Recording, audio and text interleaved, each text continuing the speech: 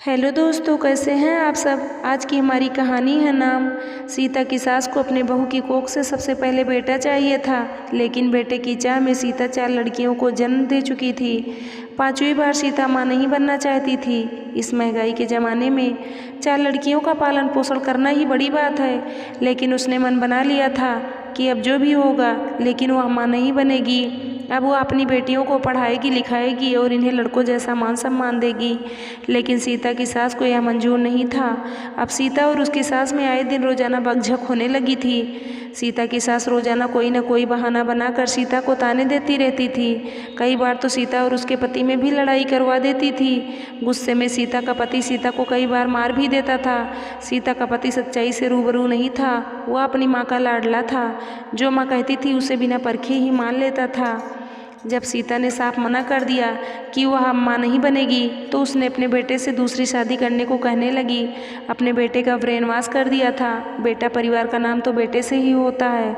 अगर हमारे कुल में बेटा पैदा नहीं हुआ तो हमारा वंश तो यही खत्म हो जाएगा। सीता के पति सुधीर ने भी सीता से कहा कि मैं दूसरी शादी करना चाहता हूँ। सीता ने लाख समझाया कि आजकल लड़के लड़कियों में कोई अंतर नहीं है। अगर लड़कियों को भी लड़के की तरह ऊँची शिक्षा दी जाए तो वह उनका नाम रोशन कर सकती हैं। लेकिन सुधीर को इस बात से कोई फर्क नहीं पड़ा। उसने सीता से कहा कि मैंने यह बात तुमसे सलाह लेने के लिए नहीं बताई है, बल्कि तुम्हें मैंने बताया है कि मैं दूसरी शादी करने जा रहा हूँ। अगले सप्ताह ही सीता की सास ने सुधीर की शादी एक गरीब घर की लड़की से करा दी। उस लड़की का नाम सरिता था। वह पैसे से भले ही गरीब घर की थी, लेकिन सुंदर बहुत थी। सुधीर शादी के बाद सरिता के आगे पीछे ही घूमने लगा। अपनी पहली पत्नी सीता और बच्चों की सुध-बुध लेना भी भूल गया था। कई बार सीता और सुधीर की लड़ाई होने लगी थी।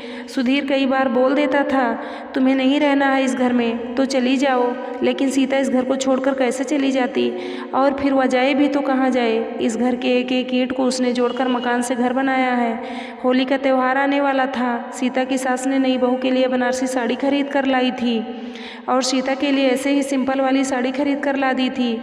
उसकी लड़कियों के लिए तो कुछ भी नहीं खरीदा था। सीता को पता चला कि नई बहू के लिए 3000 की साड़ी और मेरे लिए सिर्फ 500 रुपये की साड़ी और मेरे बच्चों के लिए कुछ भी नहीं। सीता बहुत ही गुस्से में हो गई। उसने अपनी सास से कहा, ये कैसा न्याय है माँ जी, होली का त्यौहार सबके लिए है। अगर लाना था आप सबके लिए कपड़े लेकर आती, वरना किसी के लिए नहीं लेकर आती। सीता की सास ने कहा, अभी मेरे पास इतना ही रुपया था और पैसे जब आएंगे तो तुम्हारी लड़कियों के लिए भी कपड़े खरीद दूंगी। सीता ने कहा, जब आपके पास पैसे नहीं थे तो सरिता के लिए 3000 रुपये की साड़ी खरीदना ज़रूरी था क्या। सबको उसी में बराबर बराबर का खरीद के लाते। साल भर में एक बार त्यौहार आता है, उस दिन भी लड़कियां पुराने कपड़े पहने, क्या शोभा देता है। सीता की सास ने कहा, मेरी इच्छा, मैं जो चाहूँ करूँगी, तू बोलने वाली कौन है। अभी नई बहू के खाने खेलने के दिन है। तू चाहती है कि अभी से ही उसे दुनिया के झंझट झमेले में डाल दूँ, या मुझसे नहीं होगा। तुम भी नई नई शादी करके आई थी तो तुम्हें भी मैंने 1 साल तक तो कुछ भी नहीं करने दिया था। तुम्हें जो सोचना है सोचती रहो, मैं कुछ नहीं करने वाली। तुम्हें भी भगवान ने 2 हाथ और 2 पैर दिए हैं। हमने तो शादी इसीलिए की थी कि बीएड करी हुई हो, टीचर की नौकरी लग जाएगी, घर में 2 पैसे आएंगे। लेकिन तुम्हें तो लड़की पैदा करने से फुर्सत मिले तब तो नौकरी करोगी। रुपए पैसे कोई पेड़ पर नहीं उगते और ना ही आकाश से गिरते हैं जो मैं जब चाहूँ सबकी फरमाइश पूरी करती रहूँ। सीता ने कहा, तो मैं क्या इस घर की नौकरानी हूँ जो पूरे दिन घर का सारा काम करती रहूँ। 15 सालों से इस ईंट के मकान को घर बना दिया, उसका यही फल मिल रहा है। अब तो मैं कुछ भी नहीं करूँगी। आप लोगों को जो करना है करो। यह बात सीता के दिल पर लग गई और उस दिन से सीता ने भी सोच लिया कि वह अब अपनी बेटियों की ज़िंदगी के लिए जॉब करेगी। वह अपनी बेटियों को ऐसे तरसते हुए नहीं देख सकती है। शाम को सुधीर जब नौकरी से वापस आया तो सीता की सास ने बातों में मिर्च मसाला लगाकर सीता की बुराई की। सुधीर भी अपनी नई पत्नी सरिता के प्यार में इतना डूब चुका था कि उसे एक पत्नी और बेटियां भी हैं, उसे यह याद भी नहीं रहता था। उसने जब माँ की बात सुनी कि सरिता को उसने बुरा भला कहा है, वह सीधे सीता के पास पहुँच गया और जाकर कहने लगा, सुनो सीता, जैसे माँ रख रही हैं वैसे ही रहो। अगर नहीं रहना है तो यह घर छोड़कर चली जाओ। सुधीर यह बात हर बार कहता था, लेकिन हर बार सीता अनसुना कर देती थी। लेकिन इस बार उसने घर छोड़ने का फैसला कर लिया। उसने अपने पति से कहा, अभी घर छोड़कर जा रही हूँ। आज के बाद मैं समझ लूँगी कि तुम मेरे लिए मर गए हो, मैं एक विधवा हो गई हूँ। सीता ने अपने बेटियों का हाथ पकड़ा और घर से बाहर निकल गई। घर से सीता निकलते हुए सोच रही थी कि सुधीर उसे बाहर नहीं जाने देगा। आखिर उसने सुधीर के साथ 15 साल बिताए हैं, इतना प्यार करता था उसे, कैसे छोड़ देगा। जब वह शादी करके आई थी तो यह घर सिर्फ मकान था। उसने अपने प्यार और त्याग से मकान को घर बनाया, लेकिन ऐसा कुछ नहीं हुआ। सुधीर ने जैसे ही सीता को रोकने के लिए कहना चाहा, उसके मुंह पर सरिता ने हाथ रख दिया और सुधीर चाहकर भी सीता को रोक न सका। सीता को लगा कि सुधीर उसे रोक नहीं रहा है, लेकिन सुधीर भी करे तो क्या करे। सुधीर अपने पुरुषत्व को खो चुका था, सरिता के प्यार में इतना अंधा हो चुका था कि उसे अब सच या झूठ कुछ नहीं दिखाई देता था। सीता अपने बच्चों के साथ अपने मायके चली गई। सीता के भाइयों को यह बात पता चली तो वह बहुत गुस्सा हुए। वह लोग यहाँ तक बोले कि दीदी चलो आज जीजा जी की औकात दिखा देते हैं, दूसरी शादी किया चलो ठीक है, लेकिन उनको यह किसने हक दिया कि वह मेरी बहन को घर से बाहर निकाल देंगे। सीता अपने भाई से बोली कि उन्होंने निकलने के लिए नहीं कहा, मैं खुद निकल कर आई हूँ। दीदी बात एक ही है, लड़ाई किस घर में नहीं होती है। इसका मतलब अगर कोई गुस्से में बाहर निकलने लगे तो क्या वह उनको रोकने का अधिकार नहीं है। सीता बोली जाने दो भाई, वह अगर इस नई वाली पत्नी के साथ खुश हैं तो रहने दो। बस मैं तुमसे इतना कहना चाहती हूँ कि कुछ दिनों के लिए मुझे एक कमरा किराए पर दिलवा दो और 1 महीने का किराया तुम अपनी तरफ से दे देना। मैं नौकरी ढूंढ रही हूँ, जैसे ही नौकरी लग जाएगी मैं किराया देने लगूंगी। तभी सीता की भाई की पत्नी बोली, दीदी आप किराए पर बाहर क्यों रहेंगी? जब तक आपकी नौकरी नहीं लगती है आप तब तक यहीं रहेंगी। जब आपकी नौकरी लग जाएगी तो भले आप किराए पर कमरा ले लेना। सीता ने ऐसा ही किया। 2-3 दिनों के अंदर ही सीता का प्राइवेट स्कूल में संस्कृत टीचर का जॉब लग गया, क्योंकि सीता ने संस्कृत से BA ऑनर्स किया था और फिर B.Ed भी की हुई थी। वेतन भी सही मिलने लगा था, 14,000 महीने एक व्यक्ति के लिए कम भी नहीं था। उसने एक कमरा किराए पर ले लिया और फिर अपनी बेटियों को भी उसी स्कूल में पढ़ाने लगी। इधर सुधीर की नई पत्नी को भी लड़का पैदा हुआ। जब यह खबर सीता को पता चली, सुधीर एक लड़के का बाप बन गया है और आज उनके घर में नामकरण संस्कार है, तो वह सोच रही थी कि जाकर सुधीर और सरिता के बेटे को अपनी तरफ से कुछ गिफ्ट देकर आऊँगी। आखिर हो ना हो उस लड़के से सीता का भी नाता है तो वो भी उसकी बड़ी माँ ही। लेकिन सीता की बेटियों ने अपनी माँ को जाने से मना कर दिया। माँ तुम कैसी इंसान हो जिस घर से तुम्हें एक बार भी नहीं कहा गया है कि तुम यहाँ आ जाओ, और ना ही आज तक पापा ने हमारा हालचाल पूछा, हम कैसे रह रहे हैं, और तुम उनके घर की चिंता करती रहती हो। सीता ने कहा, बेटी तुम लोग अभी नहीं समझोगी, तुमने अभी तक किसी से प्यार नहीं किया है ना। मैंने 15 साल बिताए हैं तुम्हारे पापा के साथ, इतनी आसानी से कैसे भूल जाऊंगी। सीता की बेटियों ने कहा कि माँ पापा भी तो आखिर तुम्हारे साथ 15 साल बिताए हैं, वो अभी तो तुमको भूल ही गए हैं ना।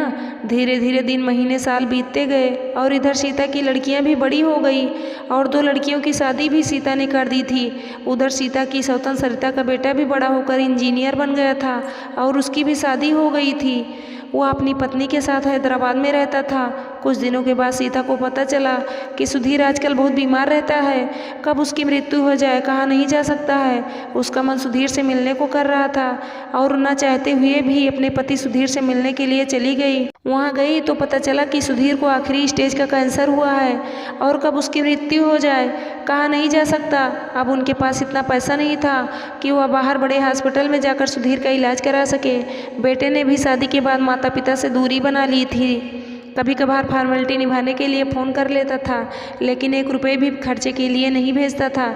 यहाँ तो घर चलाना भी मुश्किल हो गया था, क्योंकि सुधीर बीमारी की वजह से अब काम नहीं कर पाता था। सीता जब अपने ससुराल पहुँची, सुधीर दरवाजे पर ही सोया हुआ था। सुधीर ने सीता को देखकर दूर से ही रोना शुरू कर दिया था। सीता ने सुधीर को विश्वास दिलाया, उसे कुछ नहीं होगा, वह ठीक हो जाएगा।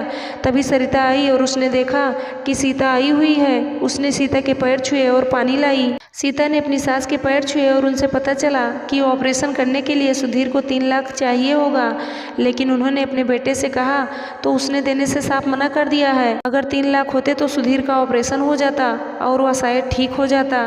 सीता की सौतन सरिता ने सीता से कहा, दीदी समझ में नहीं आता है क्या करूं, यहाँ तो घर का खर्चा चलाना मुश्किल हो रहा है, ऑपरेशन कैसे हो। एक यही घर में कमाने वाले थे, अब तो ये भी घर बैठ गए हैं। अब तो मन करता है कि मैं कहीं जाकर किसी के घर में नौकरी कर लूं। सीता ने कहा, सरिता कैसी बात करती हो, अब हमारे इतने बुरे दिन आ गए हैं कि तुम घर में जाकर झाड़ू पोछा बर्तन करोगी। तुम्हारी दीदी भी जिंदा है। सीता ने कहा, कल तैयार रहना, सुधीर को हम हॉस्पिटल ले चलेंगे, मैं इलाज कराऊंगी।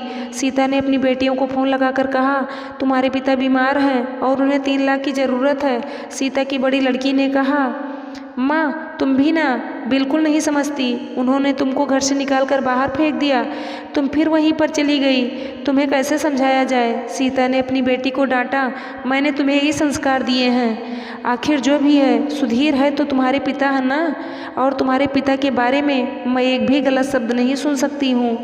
अगले दिन सुधीर को हॉस्पिटल में भर्ती किया गया और उसी दिन जांच के बाद इलाज शुरू हो गया।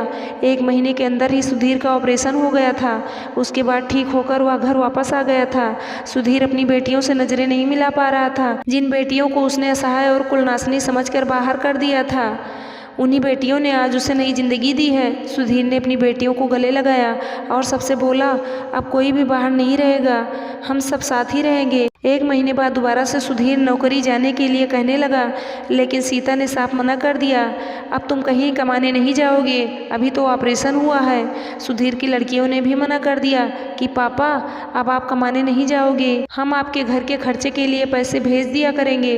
लेकिन यह बात सुधीर के लड़के को पता था कि सुधीर का ऑपरेशन होने वाला है, लेकिन वह एक बार भी फ़ोन नहीं करता था। उसे लगता था कहीं फ़ोन करूं तो पैसे न मांग लें।